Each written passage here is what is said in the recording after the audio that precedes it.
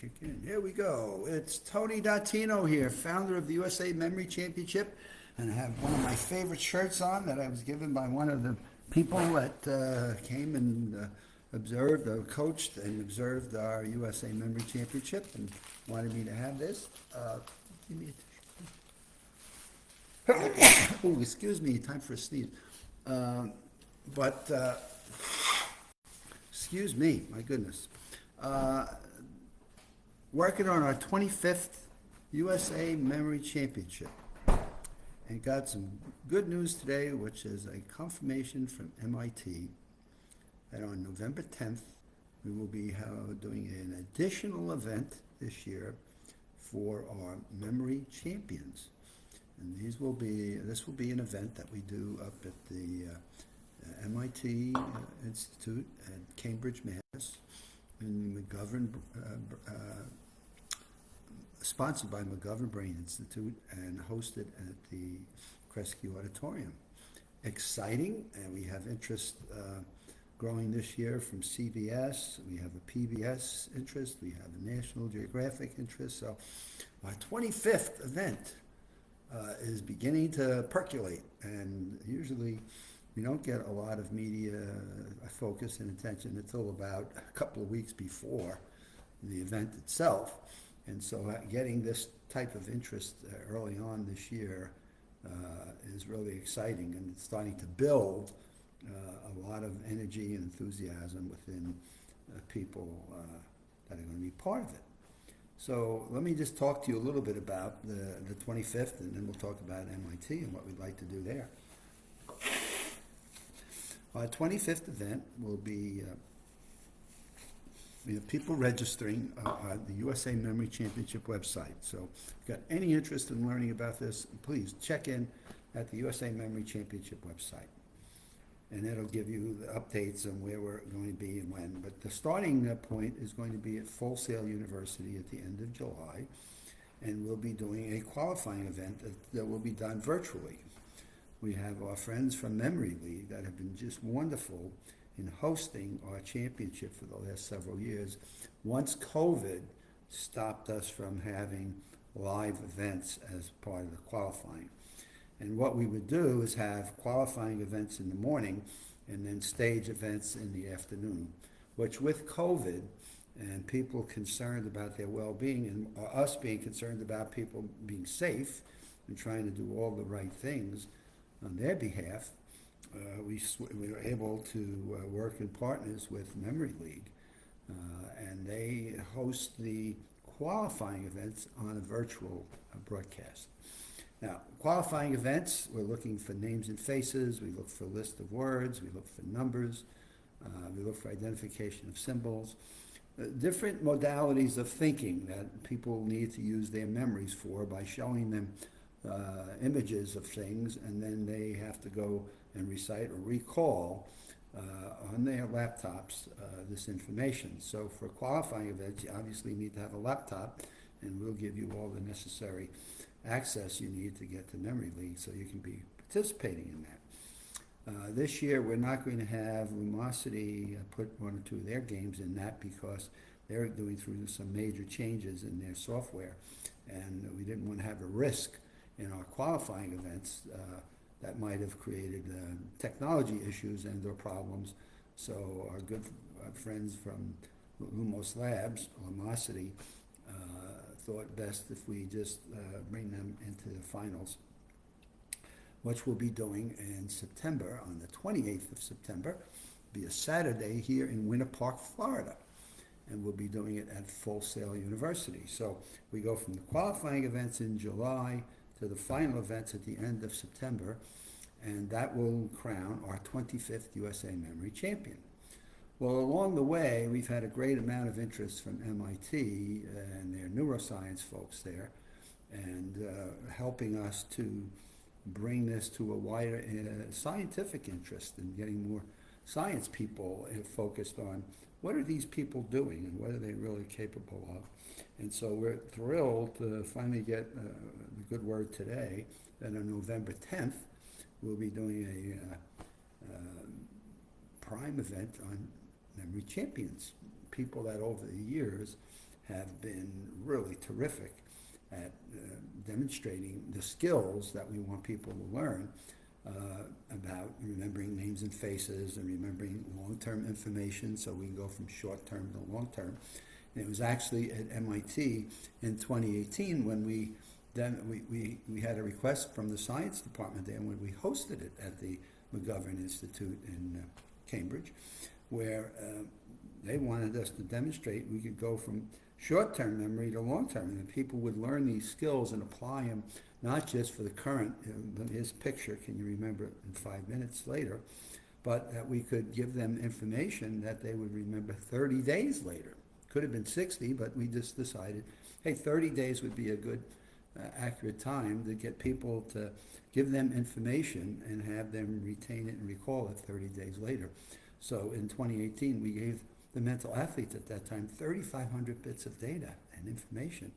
Unfortunately, we did that event during the summer, so kids were not screwing up their school habits and things of that sort, messed up their summer a little bit, but we had people participate in that event up at the Kresge Auditorium at MIT.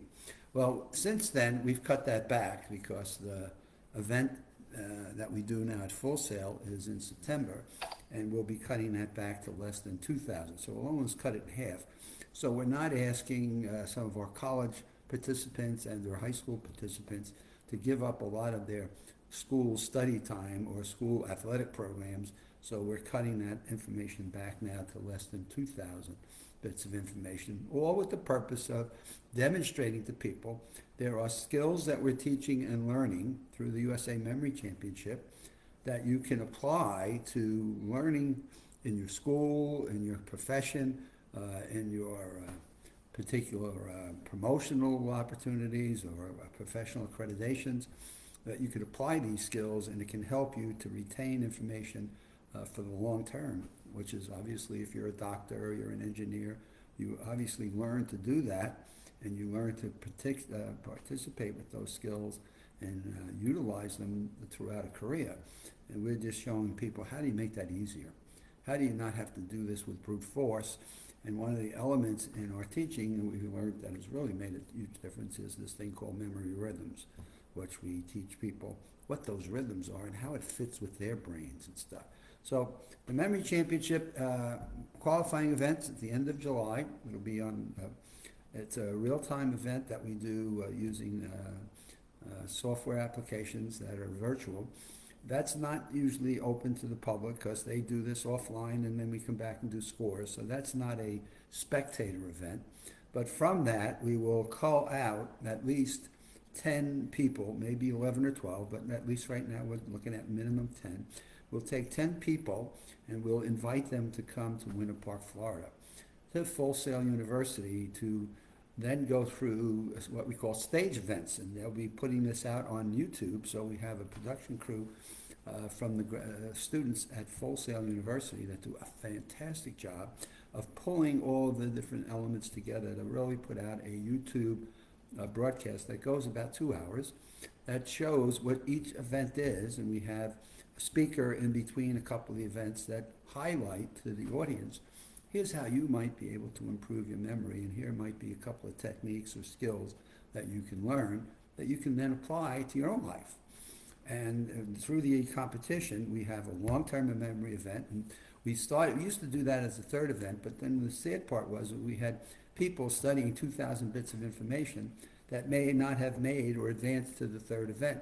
So somebody made a suggestion, since we've asked the mental athletes to study 2,000 pieces of information, why don't we make that the first event of the day and eliminate people at that point and then move on to the second event, which is a list of words. So we give them 300 words in 15 minutes to remember as many words as they can, and then we put them in a head-to-head, and then that takes us to the third event with the who's left to compete at that point, and hopefully it's 6 people, and those 6 people get what we call tea party events. They get to listen to 6 people give some bits of information about themselves, and they have to retain and recall that information.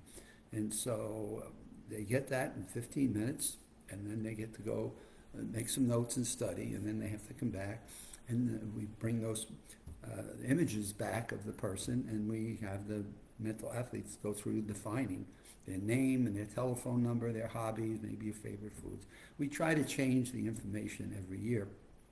So they're demonstrating a diversity of skills. So we eliminate 3 people in that event, and that leads us to what we call the double-decker bust, which is 2 decks of cards. They have 5 minutes to remember the order of those 2 decks.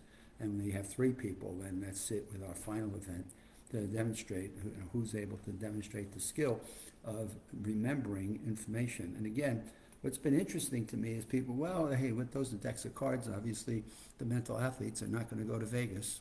And if they do and get recognized, they're not going to go to Vegas and participate in any of the card events. But the point of the matter is they are demonstrating the use of a skill that they can then apply to other areas in their life, such as, again, reading text information, meeting people, and how they want to retain networking of information of people they meet, and key facts that build social relationships, build networks of business relationships. And so hidden behind every event is a usable purpose. It's not just for the sake of, oh, you're going to compete as a memory champion. No, there are usable purposes of each of the skills that can enhance the lives of the people that are participating in it. And probably I get the biggest kick out of participants that have been in this from high school that then took the skills and applied them to medical school. And we've got a number of our private high school students that have gone on to medical school when they never thought that was possible. And to me, that's what the event is about. How do you teach people things, or how do they demonstrate the use of these skills that clearly make a difference in their lives and allow them to have a profession or to live a career that they never thought possible? And that even applies to people that are in their careers and want to move up the ladder, and they want to move into higher levels of technology or higher levels of skills or knowledge that they need for their profession. And so they also have significant benefits from it in terms of using things that they have to maybe pass a professional exam. And so off we go, end of July, end of September, and now we have November 10th for MIT. All exciting news. Our 25th event is shaping up to be our best ever, and we're looking forward to having a really exciting outcome by the time we get through the year 2024. With that, have a good week. We'll see you back on Friday. Next week may be a little bit more difficult for me because I'm hoping to be away for the week, but we'll worry about that next week. But for now, we'll see you back here again on Friday.